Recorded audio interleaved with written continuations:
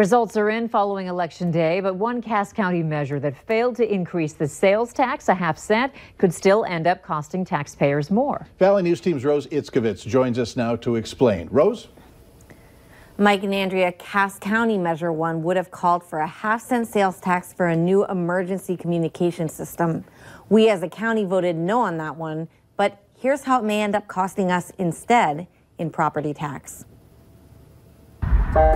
Cass County officials say getting a new state emergency radio system is non-negotiable. This system is being phased out, and we've been planning for 3 or 4 years knowing that was coming. It's our radio system. It's how we communicate.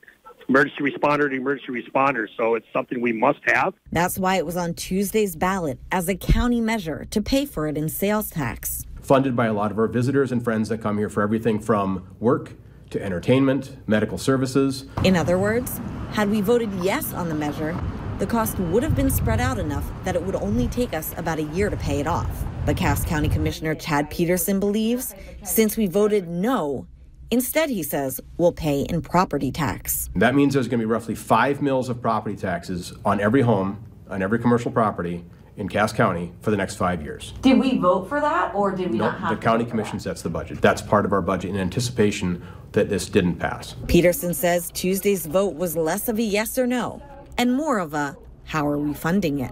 We have to have 911 services. The radios have to work. If you call 911, the police had better show up.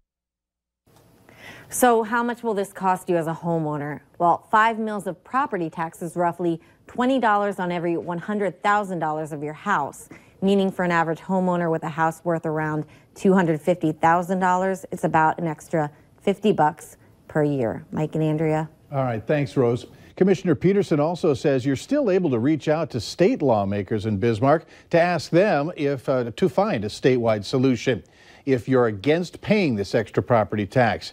And here's an update on a couple of statewide measures that did pass. Legislators will now have to go through each measure to work out the official language as well as the costs. But we know that the statewide measure number 1, which would create an ethics commission, is looking to cost less than $200,000.